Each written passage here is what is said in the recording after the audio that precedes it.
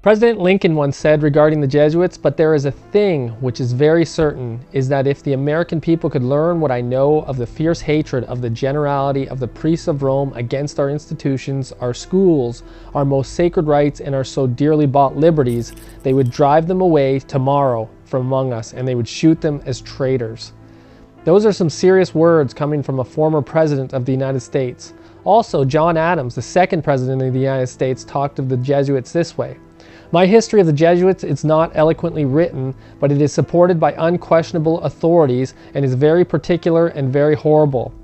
Their restoration in 1814 by Pope Pius VII is indeed a step toward darkness, cruelty, despotism, and death. I do not like the appearance of the Jesuits. If ever there was a body of men who merited eternal damnation on earth and in hell, it is this society of Ignatius de Loyola." That is John Adams, the second president of the United States. They knew some things about the Jesuits. They would never have allowed a Jesuit pope to address the Congress of the United States. Some might be thinking that they were kind of hostile towards the Jesuits, but that hostility has changed over the years. In 2015, Jesuit Pope Francis was given the opportunity to address the Congress of the United States and has been a big promoter of the United Nations Socialist Climate Agenda. And they've mapped out the United States, and their plans would involve the abolishment of the United States Constitution.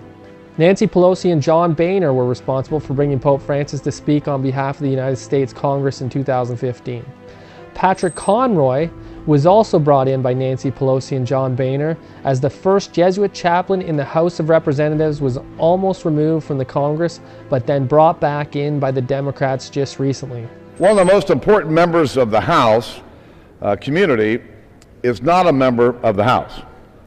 Upon its inception, the House elected a chaplain to deliver the opening prayer, continuing a tradition started in the First Continental Congress. And as the House has grown, so has the role of the chaplain, who members, officers, and staff look to for advice and counsel. In many ways, the chaplain is the anchor of the House. Father Pat Conroy comes to us from the Northwest, and next month will mark his 28th year as a Jesuit priest. Father, something tells me that you'll fit in just fine right here. Leader Pelosi and I have gotten a chance to know Father Pat, and we are honored that he has accepted our invitation to serve as chaplain.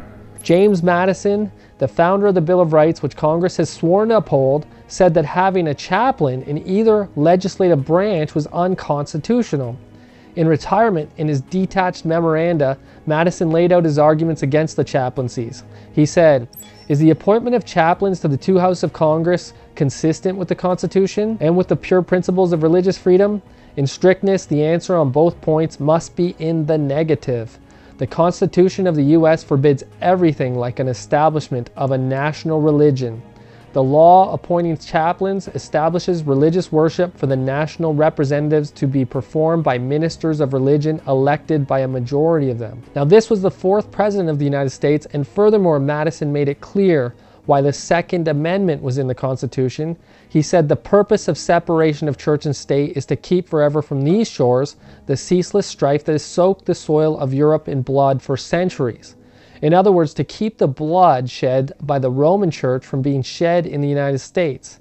It has been recognized for years by many Protestants that the beast of Revelation 13 with the number 666 is none other than the papacy.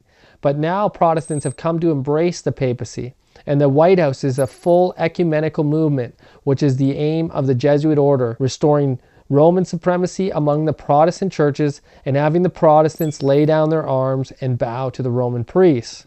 How great is our God, all sing how great, how great is our God.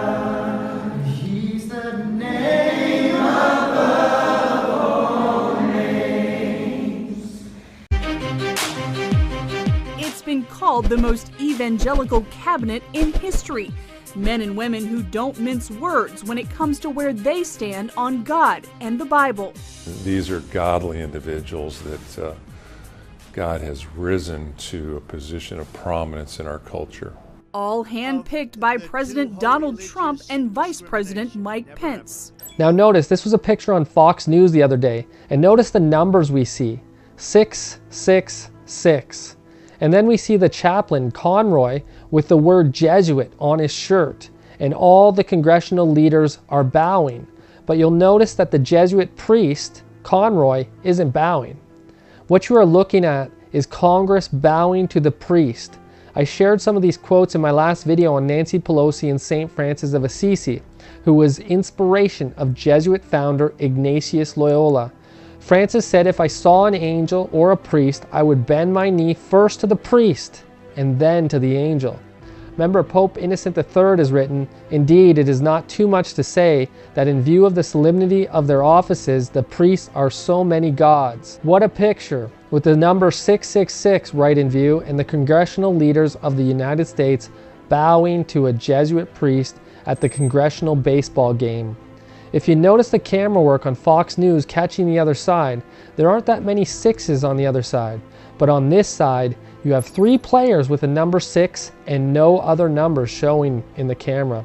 And the word Jesuit on the priest, and all of these lawmakers in the United States bowing to the Jesuit priest.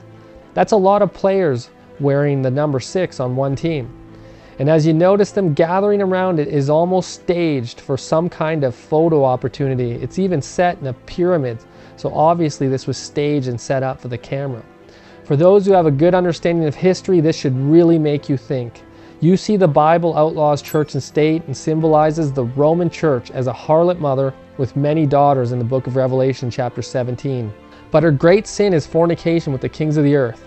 This is what classifies her as a harlot, church and state. And here we have the church and state, the woman and the beast. The United States forming an image to the papacy. If you're not familiar with or understanding these prophecies yet, I'm leaving links below to the Bible studies on the topic of the beast and the image of the beast, as well as the harlot church. I'll also attach a couple sermons documenting these things so clearly that none need misunderstand. Time is winding down. God's church is being surrounded by armies, being acquired by the harlot mother and her apostate daughters. They are seeking to use state powers and kings of the earth to make war on the remnant seed. It's time for God's army to rise up in this spiritual war, not like the world makes war, but using the sword of the Spirit, the Word of God, to show that God has told us the end from the beginning, and that Jesus is coming to gather those who will accept the free gift of salvation, to put on the armor of God. If you enjoyed this video, be sure to like it. Also, if you haven't already, be sure to subscribe and press the little bell button. We'll see you in the next video.